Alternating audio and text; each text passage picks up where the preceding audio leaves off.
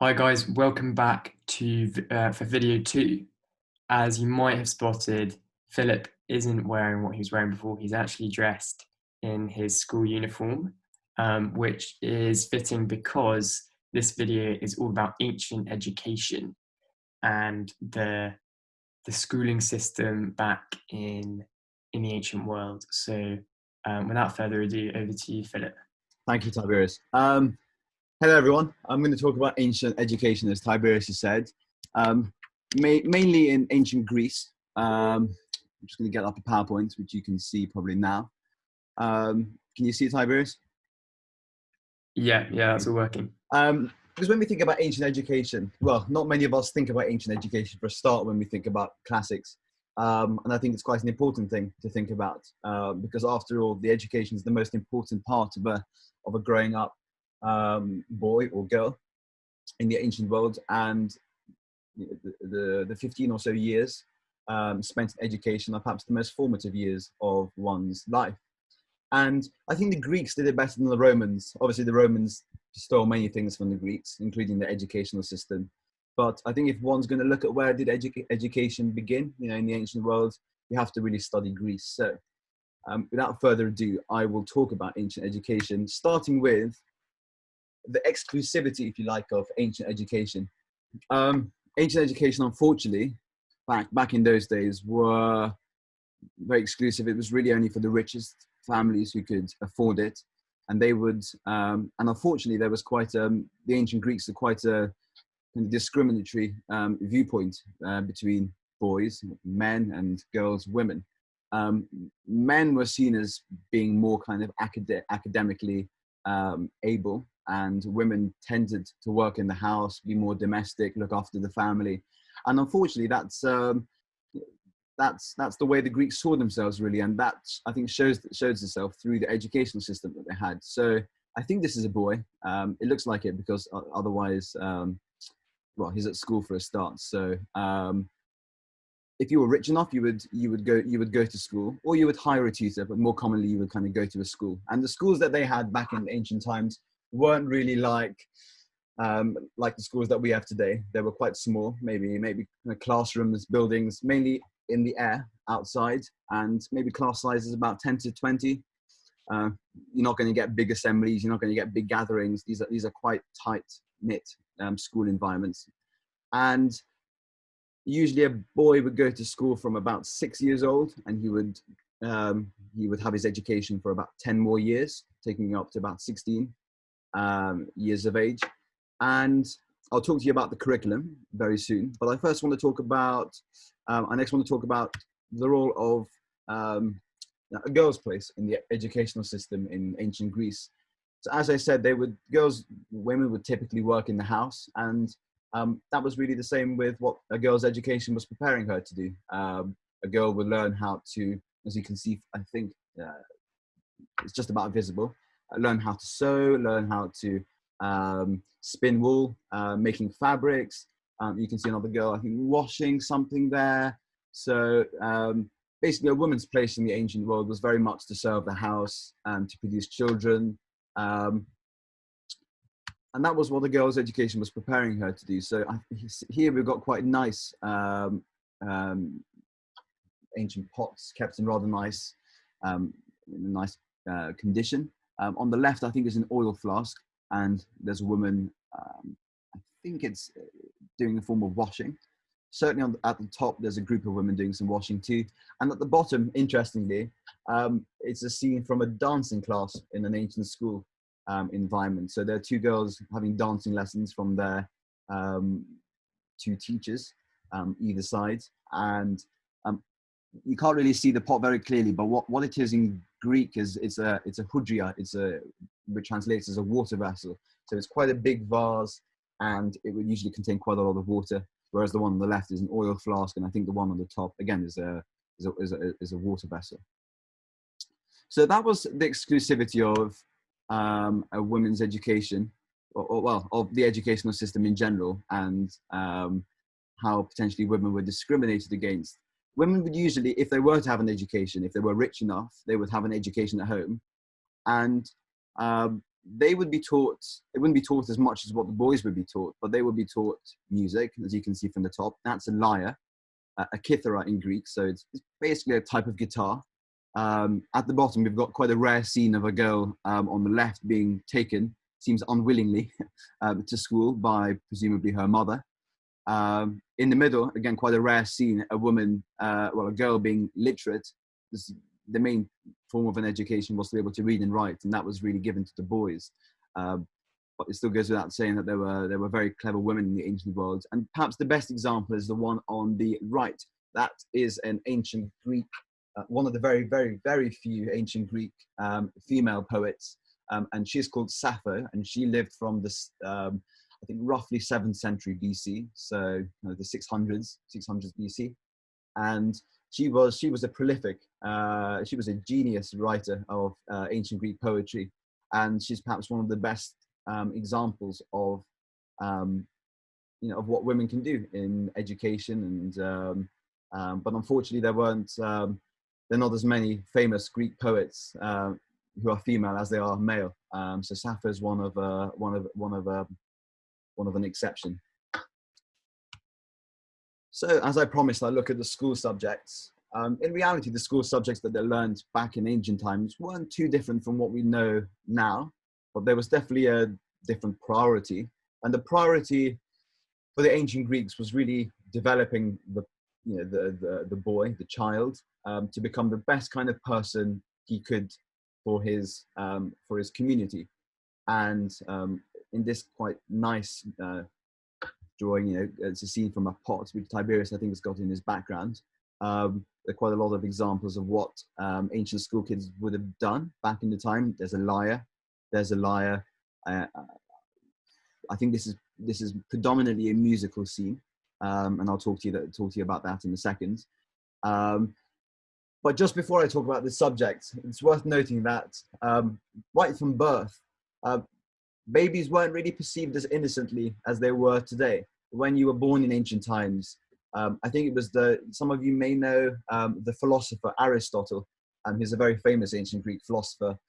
And Aristotle basically said that when babies were born, they were quite animalistic because they crawl on all fours. You think they're quite bestial. They look like a beast. They look like an animal.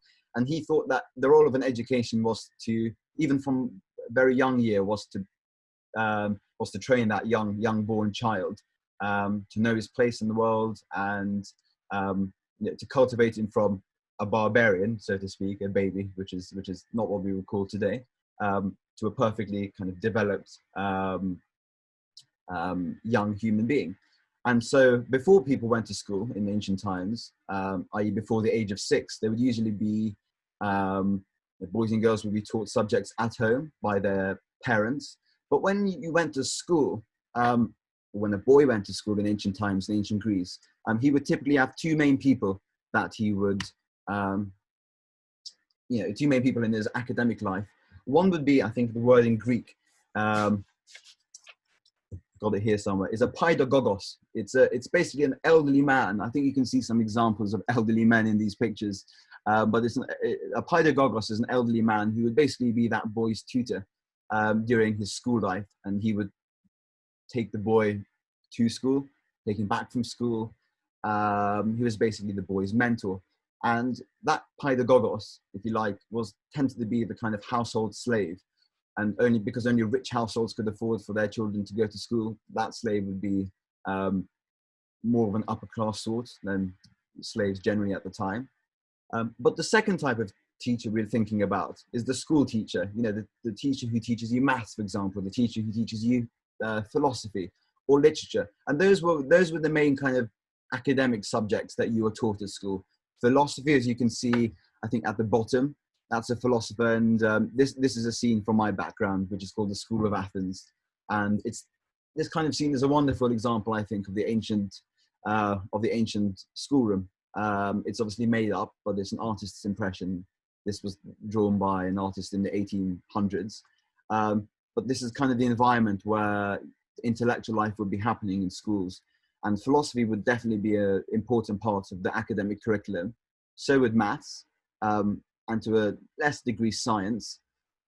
but science was definitely up there too. But literature was also very important. And you can see on the right that there's I think it's a boy, but it could be a rare example of a girl going to school, reading. Usually they would read poetry, and a really important part of the ancient Greek educational diet, if you like, was to be able to read poetry, to be able to recite poetry, to learn poetry off by heart, because it made you a better person. They thought, because poetry tends to have quite good morals about how you should live your life, and if you could memorize poetry, it would train the brain, and it was just deemed good for you. And I think to some extent today we keep the same kind of memorization of poetry. Probably Tiberius is shaking his head in agreement. So, but definitely not to the same extent as the ancient Greeks did it.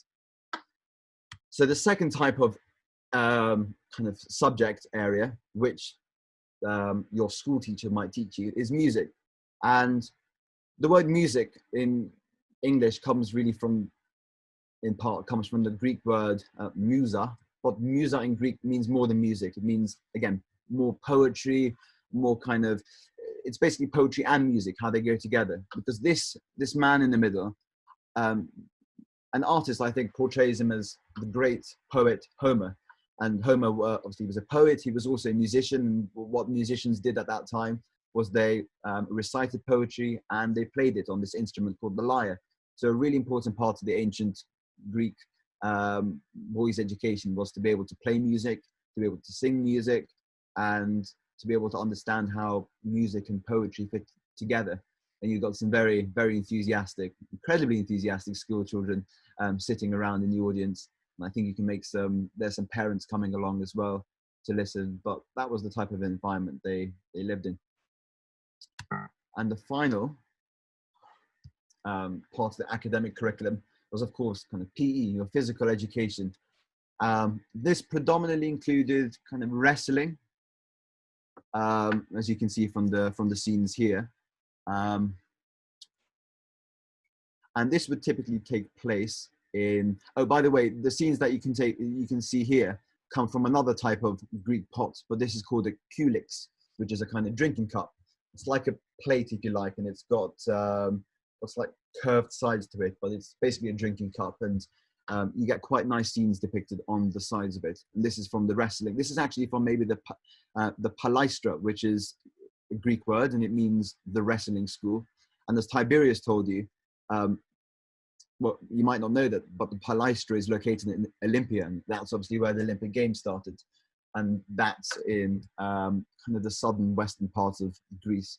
This area that you can see my mouse kind of hovering over, it's called the Peloponnese, but it's the same place. The palaistra is in the same place where the Olympics happened. And that makes sense if you think about it, because wrestling was an incredibly important part of the ancient Olympic program. You got some scenes from below which show the palaistra. This looks quite a nice interpretation of the palaistra, but certainly the image at the top is how it looks today. And the wrestling school was basically an academy for wrestling, and you would go there during your lessons, for the PE part of your lessons. And an important view in ancient Greece was that a budding school boy or girl should become a very good and healthy person. So wrestling was perhaps the most appropriate place to build your muscles, to develop a strong physique, because they didn't have sport like football and rugby as we do today, so they had to content themselves with wrestling. And the word palaistra, actually, some of you may be interested in know, I find out came from the goddess Palaistra, she's the goddess of wrestling, so that's where we get the name. And an interesting exception, or maybe a follow-on, if from the last slide, is the way that the Spartans educated their children. The Spartans, they didn't really care, whether you could read or write. All they really cared about was could you fight well, because the Spartans, we know, were the best fighters of their kind in ancient Greece. And from the age of 6, instead of learning how to read and write, they would be put through this very intensive physical exercise program. You can see some pictures on the right, some Spartan boys on the left, Spartan girls on the right. Typically, they would train together because it was as important for Spartan girls to become strong as they could, just as it was for Spartan boys. And I think you've got quite a fun scene at the bottom, which I don't know, it probably comes from a vase of some sort, or it's just a painting or a fresco. But I think there's some people running. This is the Spartan way of developing your physique. So there are people running, I think, in the bottom. There are people wrestling. Looks like there's a long jump, high jump going on. There's maybe even some boxing. So that's how seriously the Spartans took that third part of the educational system, the physical part, your PE. And so we move on to an interesting part of the education. So once you've done your schooling from about 6 years old to about 16 years old, about 10 years, usually then you can drop out of school just like you can today.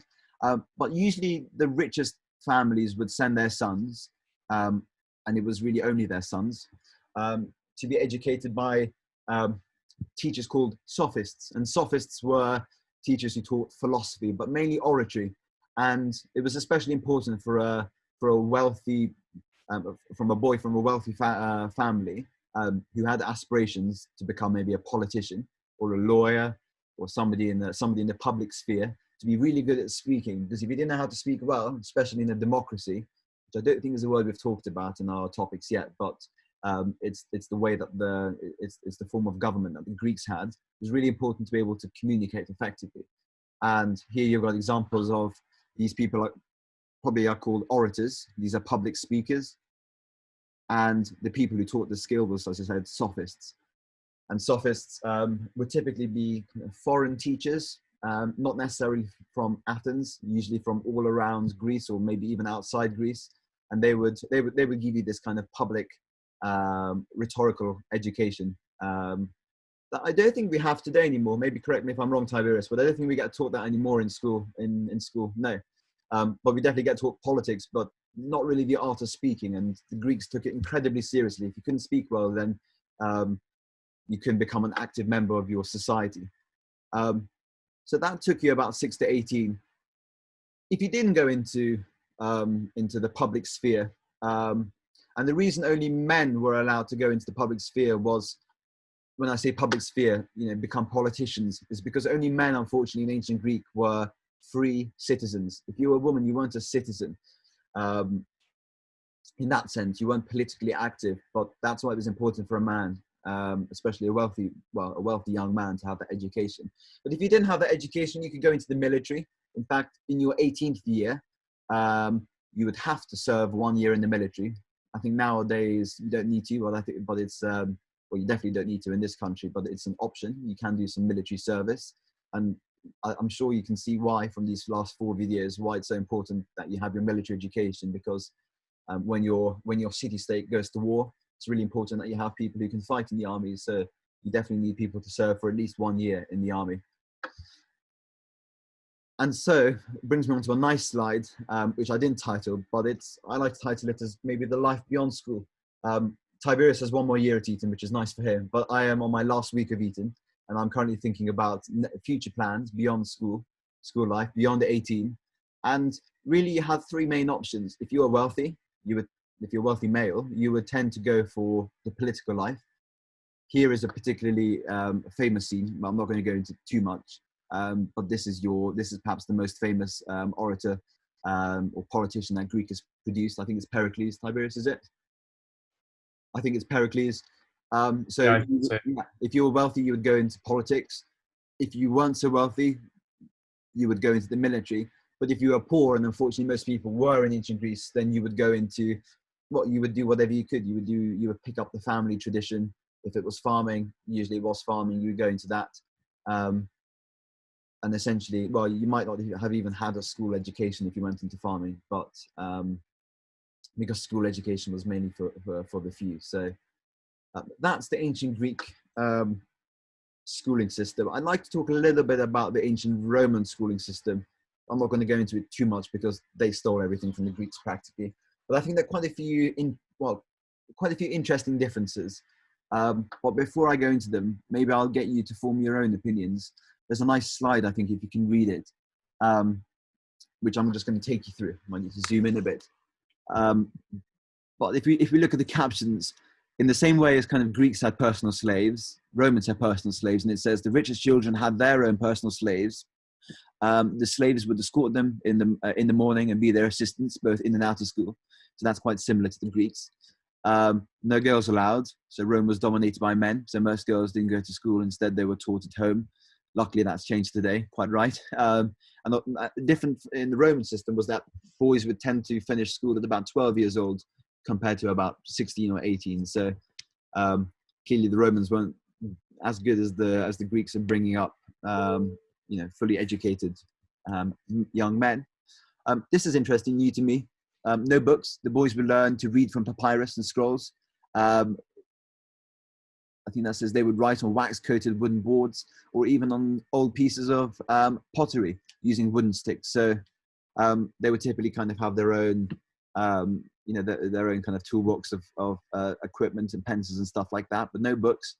At the bottom, it says nobody had desks, not even the teacher. Well, desks are quite a modern conception, so you tend to sit on the floor. Bottom right says that they're quite small classes, about 12 students in each class. They were located in the private house. Sometimes they were even located in the shop. I mean, I read somewhere that it wouldn't be surprising in ancient Rome to find a classroom, which was basically in the street, but just separated by a curtain. So all it was is, all you had was you didn't have walls, you didn't have a building. These were pretty makeshift places where you'd have your lessons. And at the very top, the Greek teacher. The teachers were most often Greek because Romans had great respect for Greek literature and history. Some of those were slaves brought from Greece by Roman soldiers, while others were free men. I mean, that's absolutely true because the teachers in Rome weren't as good as the ones in Greece, and the teachers that they did have were Greek slaves. If it wasn't for the Greeks, well, I think the Romans would have got particularly educated. So that's where they got their teachers from. But another significant difference from the Greek schooling system is how the magistri, which are the schoolmasters, and how they treated their discipuli, which is the students. So magistri, teachers, discipuli, pupils. And the Romans were considerably harsher in their treatment towards school children. On the right, you can see the schoolmaster. If there's anything you can read from it, you can probably read Tyrannus. So the schoolmaster's portrayed like a tyrant, as an incredibly cruel person. And usually these were men. These were men, male slaves who were teachers. And school children, if they didn't answer questions correctly, which sounds very harsh today, they would get beaten. Worse still, if they misbehaved, if you daydreamed in class, if you doodled, if you chatted when you weren't taught, when you weren't given permission to, then you'll get beaten.